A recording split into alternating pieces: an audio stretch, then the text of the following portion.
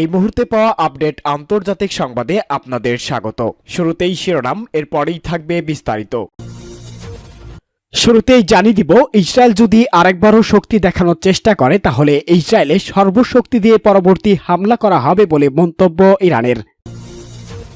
এরপরেই জানাবো, এবার সিরিয়ায় যুক্তরাষ্ট্রের সামরিক ঘাঁটিতে 5 রকেট হামলা।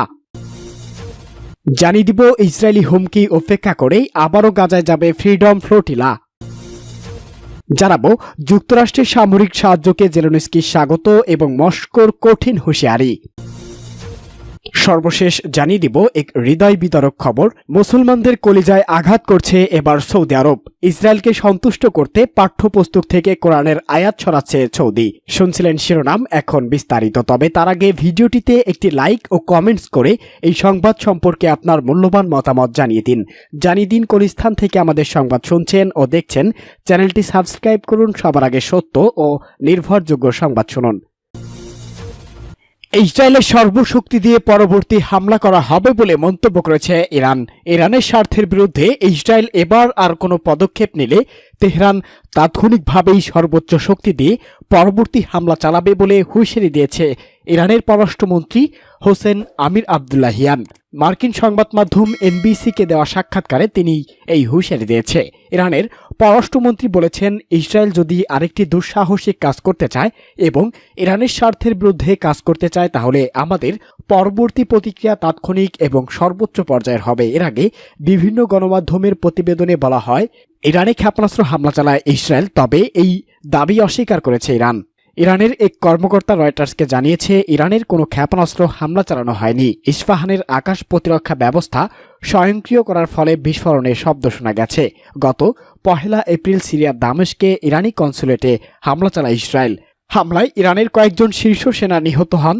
ওই হামলার জবাবে গত 13 এপ্রিল শনিবার রাতে ইসরায়েলকে লক্ষ্য করে 300 ড্রোন ও ক্ষেপণাস্ত্র ছুড়ে ইরানের রেভলিউশনারি গার্ড কোর IRGC। এই হামলার প্রতিশোধ নিতে ইরানে পাল্টা হামলার কথা বলেছিল ইসরায়েল বাহিনী। সিরিয়ায় যুক্তরাষ্ট্রের সামরিক ঘাঁটিতে 5 রকেট হামলা। সিরিয়ার উত্তর পূর্ব অঞ্চলে যুক্তরাষ্ট্রের একটি সামরিক ঘাঁটিতে ইরাকের জুম্মা শহর থেকে 5টি রকেট হামলা চালানো হয়েছে। ইরাকের নিরাপত্তা বাহিনীর 2টি সূত্র এবং যুক্তরাষ্ট্রের কর্মকর্তারা বার্তা সংস্থা রয়টার্সকে এই কথা জানিয়েছে। গত ফেব্রুয়ারি থেকে ইরাকে মার্কিন সেনাবাহিনীকে লক্ষ্য করে ইরান সমর্থিত বাহিনীগুলো তাদের হামলা বন্ধ রাখার পর আবারও হামলার ঘটনা ঘটল।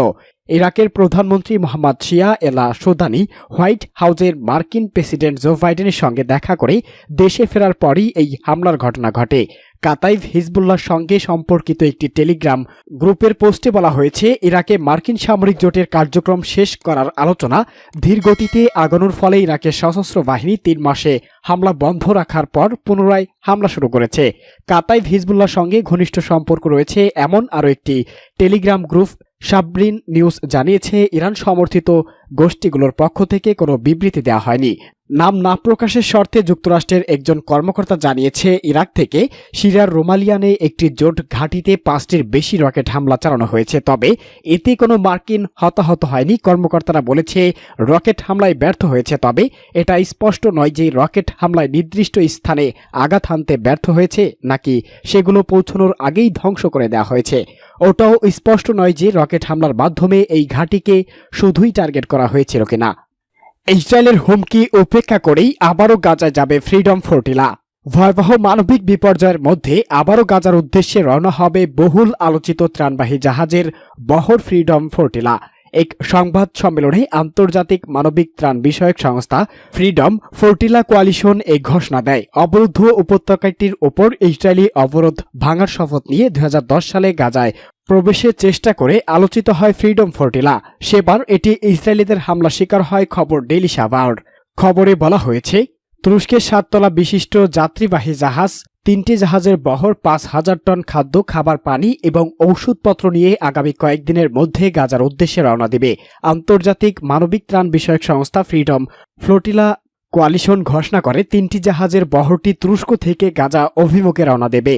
ডাক্তার, আইনজীবী ও শিক্ষাবিদ সহ প্রায় 1000 পেশাজীবী এই গাজা ফ্রিডম ফ্লোটিলা যুক্ত থাকবেন বলে জানা গেছে।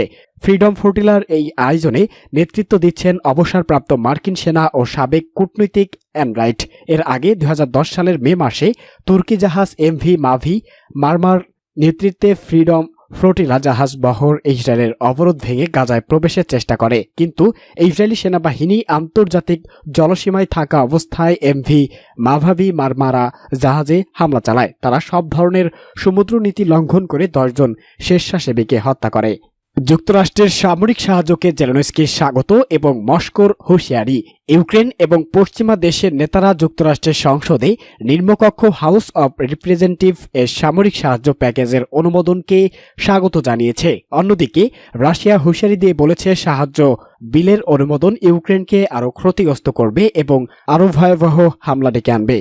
ইউক্রেনীয় নেতা এবং বিশ্লেষকরা বলছে বহুল প্রতীক্ষিত $61 বিলিয়ন সামরিক সাহায্য প্যাকেজের যুদ্ধের তৃতীয় বছরের রাশিয়ার ধাপে ধাপে অগ্রসর হওয়ার গতি কমিয়ে দিতে সহায়তা করবে। তবে কিয়েভকে পাল্টা আক্রমণ চালানোর অবস্থানে যেতে আরও সাহায্য প্রয়োজন হবে। কয়েক মাস করা বাধার পর ডেমোক্র্যাট এর রিপাবলিকানরা একজোট হয়ে হাউসে ইউক্রেন, ইসরায়েল এবং তাইওয়ানের জন্য $95 বিলিয়ন একটি প্যাকেজ অনুমোদন করেছে। ইউক্রেনের প্রেসিডেন্ট ভ্লাদিমির জেলেনস্কি, যিনি আগেই বলেছিল যে তার দেশ আমেরিকান সহায়তা না পেলে যুদ্ধে পরাজিত হবে, তিনি যুক্তরাষ্ট্রের আইন প্রণেতাদের সিদ্ধান্তের জন্য কৃতজ্ঞতা প্রকাশ করেছে। টেলিভিশন চ্যানেল এনবিসির মিট দ্য প্রেস অনুষ্ঠানে জেলেনস্কি বলেন, এই সাহায্য প্যাকেজ ক্রেমলিনকে একটি শক্তিশালী বার্তা দেবে যে ইউক্রেন দ্বিতীয় আফগানিস্তান হবে না। জেলেনস্কি এনবিসিকে বলে, এই সাহায্য দিয়ে কার্যকর অস্ত্র সংগ্রহ করতে হবে। তিনি দূরপাল্লার এবং আকাশ প্রতিরক্ষা ব্যবস্থার উপর জোর দেবেন। তিনি বলেন, এগুলো দিয়ে ইউক্রেন রাশিয়ার পুরোদমে আক্রমণ চালানোর পরিকল্পনা ভেঙে দিতে পারবে। রাশিয়ার আক্রমণের জন্য ইউক্রেনীয় বাহিনী প্রস্তুতি নিচ্ছে। ইসরায়েলকে সন্তুষ্ট করতে পাঠ্যপুস্তক থেকে কোরআনের আয়াত সরাচ্ছে সৌদি আরব। সাবেক মার্কিন প্রেসিডেন্ট ডোনাল্ড ট্রাম্পের মধ্য অবস্থায় ইসরায়েলের সঙ্গে সম্পর্ক স্বাভাবিক করার দিকে এগোতে শুরু করে সৌদি আরব। তবে মুসলিম বিশ্বের প্রতিক্রিয়ার ভয়ে সে কার্যক্রম চলে একেবারেই গোপনে।